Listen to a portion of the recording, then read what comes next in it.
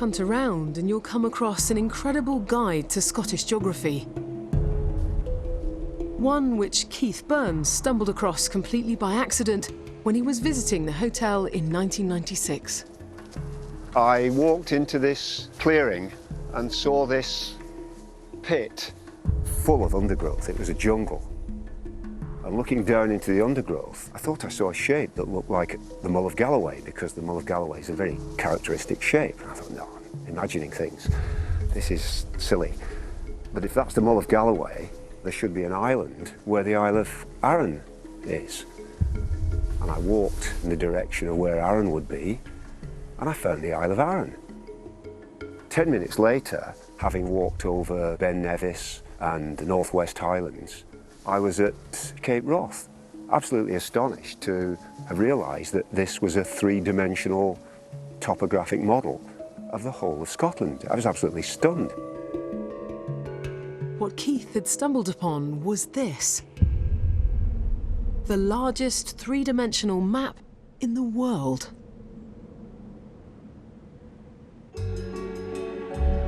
Incredibly, it had been lost, completely overgrown, a secret hidden in the grounds of the hotel and ignored for years.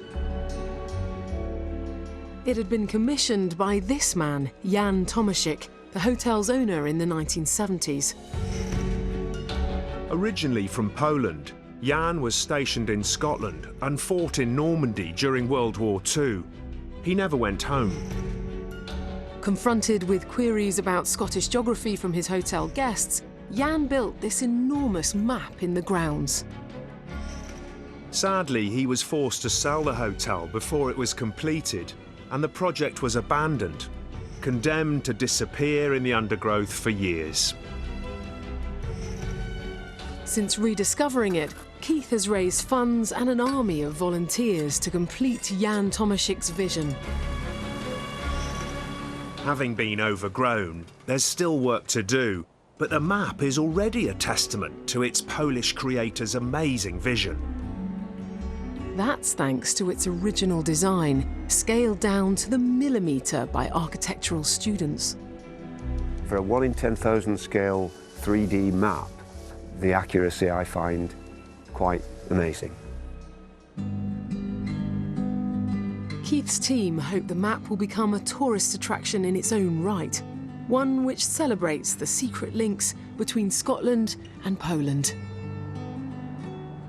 The connections between Poland and Scotland go back 400 years or so. Initially, there were a lot of Scottish immigrants to Poland, merchants, mercenaries, craftsmen, and Bonnie Prince Charlie's mother was Polish. So the importance of the map is about the connections between the Polish and Scottish people. The eventual aim is to flood the pit, as Tomaszek intended, so that the water forms the lochs and seas that give Scotland her distinctive shape and character. We hope we can leave the map in a state that Jan Tomaszek would be pleased with, and then hopefully there'll be enough local community involvement that it'll be adopted and looked after for the future.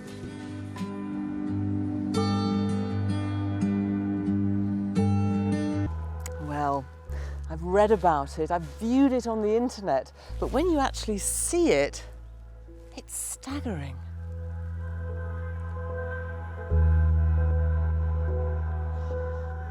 The map was built 30 years after World War II as a thank you to local people for being so hospitable to Polish soldiers. It's located in the grounds of the Barony Castle Hotel, which was used for officer training by the Polish forces. These troops were stationed in Scotland to protect the coast from invasion. The Prime Minister, accompanied by Mrs. Churchill, visits coast defences of Scotland. Their style of marching is somewhat strange to our eyes, but their fighting qualities are renowned. Polish soldiers in Scotland have infected the local lasses with the desire to learn a few Polish folk dances, and the girls can only do the thing properly by wearing the national costume. So the boys lead the girls a dance, and the general effect is not unlike a combination of the sailor's hornpipe and bumps a daisy. 1970s, Barony Castle was owned by Polishman Jan Tomaszek. Jan stayed in Scotland after the war and married a local girl.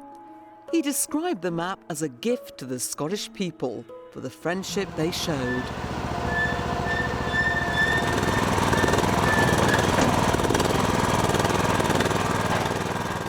Over the years, the map fell into disrepair.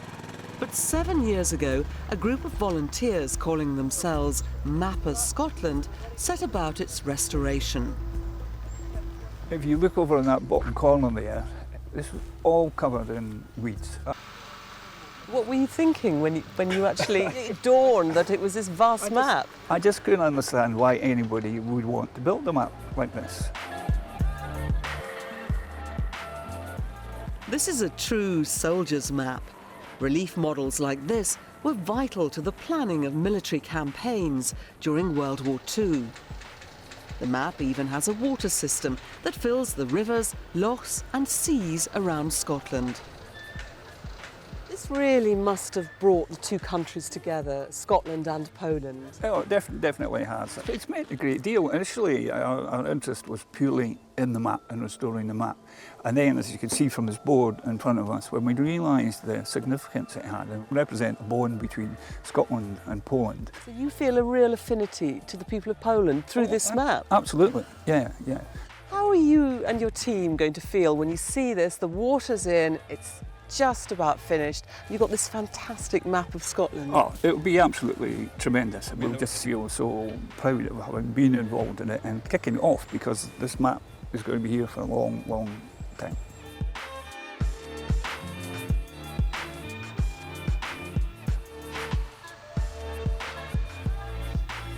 Even though it's in the process of being restored, the map still attracts visitors from all over the world. What are you guys making of this then? Well, I'm a bit surprised. I thought it was going to be something just carved in a little rock. I didn't expect the size of this. My father's Polish, so... Your father's Polish? Yeah, so we thought to come up and have a look. Yeah. So does it feel a bit emotional when you think that this was built by Polish people? Oh, yeah. Yeah, I had to see what was going on. It was good, yeah. I'd like to see it when it was finished, and you could see the colours of the different peaks and the troughs and the lochs, and, you know, it'd be pretty impressive, I think. You've just been looking at the map. What did you think of it? It's very impressive, actually, because I'm a sculptor myself, and I appreciate three-dimensional subjects like that. I think you're doing a great job. It's very unusual, because I'd never heard of it until recently, you know. I don't think it's general knowledge that map exists, you know. I like the way it's presented in a circular way, where you can walk right round it, you know. I really enjoyed that, and you can see it from all different directions, you know. I met up with Lynn, one of the first volunteers to work on the restoration. Do you think we're allowed to sit on the map? I think it's okay. It's okay, is it? And what's brought you along to do this? Just my interest in maps, really. I've always liked maps, and I always knew this was here. I have come and visited it over the years, and then when I heard it was a volunteer group, I just thought, well, I've got to get involved in that. What was it like? Did you actually get in there with your bare hands? Yes. You have gloves on, and it's mainly trowels and small hammers and brushes and buckets you're working with, just taking away all the old rubble. That's basically it, old rubble and weeds. My family will laugh at me because they always tease me about being keen on maps, but to me, to do something in a real live map's just excellent. It's great fun. It's the largest one of its kind in the world, and you will never get the chance to work on something like this again. It's going to be a very rude question, this, but you know, they say women are no good with maps. I know they do say that. You obviously are. I think I know quite a few women who are good with maps and who'd rather lose a map than a sat nav, and that's me.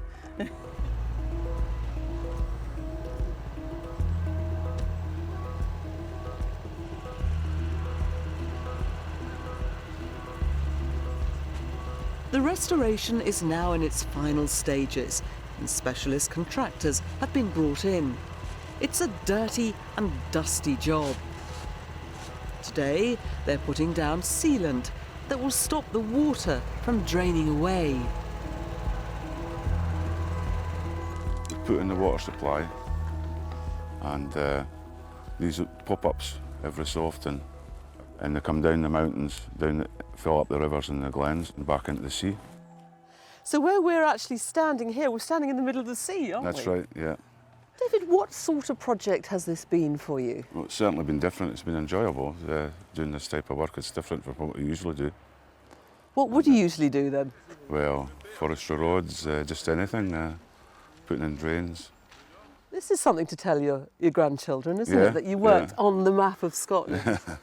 It certainly is. Well, I'm at the very top of Scotland, just heading over Cape Wrath, en route to John O'Groats, where there's a man who's busy with something. Scott, what are you up to here? We're just bringing the water in through the wall here. It's coming from the burn, and it's going to flood, like the North Sea, and put water up onto the mountains. What sort of project has this been to work on? No, it's been very good. I mean, we've been trying to work out where is on the map. We've had our lunch on Ben Nevis, which we never got the chance of doing before. But no, it's certainly different, and we never knew it was here, so that's another interesting thing about it. So, Scott, looking at this map, whereabouts do you live? Just down at the Blue Drums there, it's a little town called Biggar in South Lanarkshire. So I started there this morning, and now I'm working up at Johnny Groats. And if you feel a bit homesick, you can just always go back, can't you? Just go back. Absolutely. Now, geography was never my best subject at school, but let's try and work this out. I think that is the Mull of Galloway. And if we go round the coast here, that must be Kirkcudbrightshire, followed by Dumfriesshire. And if I climb up here, we're getting into the Scottish borders, right along here and up over here, I think, is Peebles, but I might be wrong.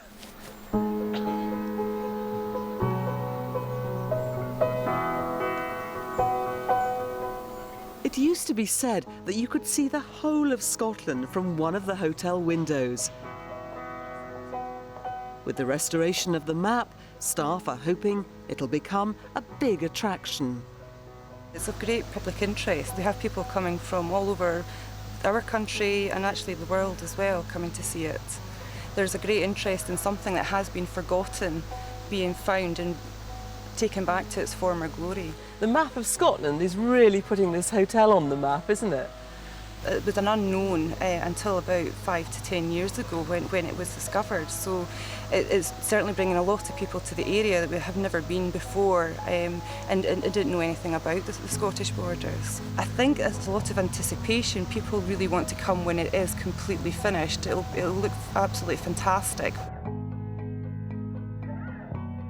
So, if you're passing through Edelston, don't drive through without visiting the great Polish map of Scotland. It's a remarkable thank you from men to whom we also owe a huge debt of gratitude. Welcome back to Border Life. Barony Castle at Edelston near Peebles was originally a tower house. Now it's a hotel and home to one of Scotland's more eccentric tourist attractions.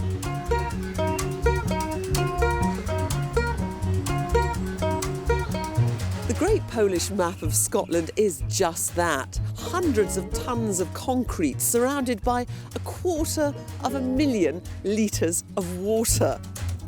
From north of Mull down to south of Moffat. The question is, why? Scotland's links to Poland go back hundreds of years. In the 17th century, there were 30,000 Scots living and working in Poland. During the Second World War, thousands of Polish soldiers were stationed in Scotland. And today, almost half our EU nationals come from Poland. The man behind this Polish-Scottish project was Jan Tomaszek. A sergeant stationed at Galashiels during the war, he married a local girl and became proprietor of this hotel. Tomaszek was a former builder, and after a visit by a group of Polish geography students, the idea of the map was born. Not only was it a challenge, it might be a tourist draw. But when Jan Tomaszek left the hotel, the map fell into disrepair.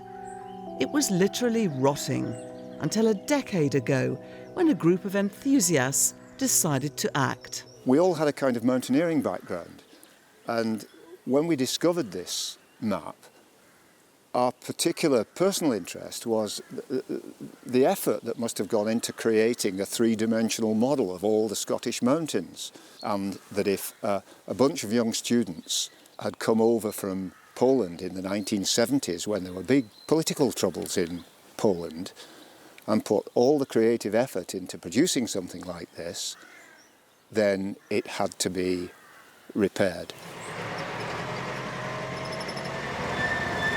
Keith Burns and his team set up Mapa Scotland, a charity whose aim was to restore the structure. Heavy lifting equipment was brought in, although many of the jobs had to be done by hand.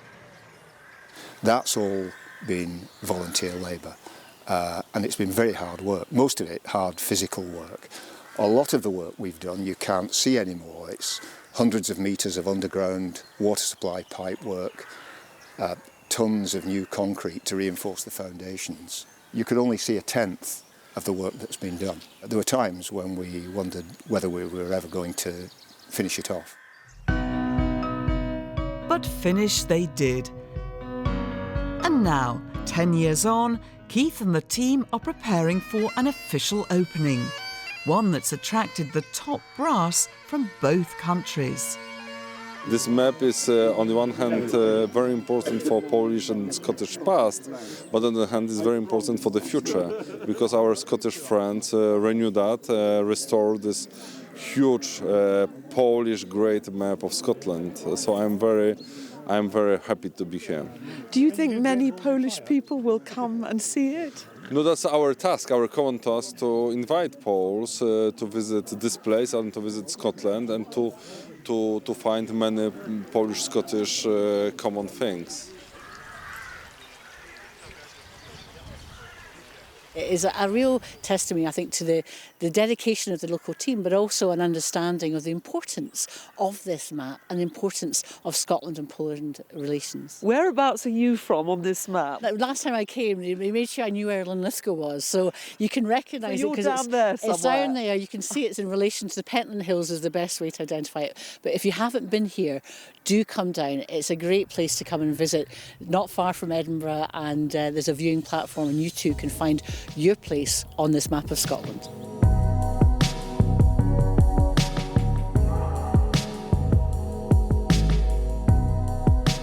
Can you see where you're from? Well, we think it's sort of over in this bit here. There's a sort of little bay there, and we think it's probably just a little bit behind that.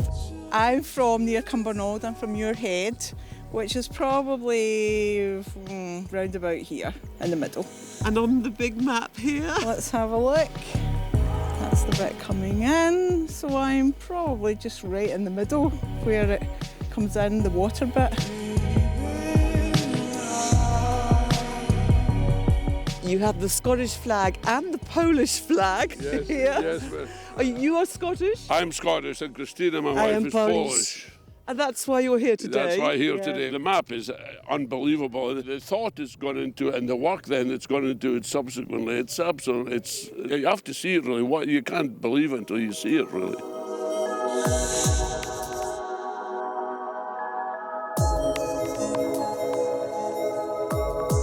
The restoration of the Great Polish Map of Scotland has literally involved blood, sweat and tears. For the volunteers, it's been a labour of love. Do you ever think as a volunteer, when you were doing all that digging and cleaning, that it would end up like this? No, I didn't. And I didn't realise the significance of the Polish-Scottish connection. I mean, it's just really brought it all home to us, and it's nice to do something that's bringing people together. And for those who worked on the map, Polish recognition for their efforts. It's the first medal I've ever been given, but I've been told that it means I can be called up for military service in Poland now. Well, lucky you. But they'd have to be pretty desperate to do that.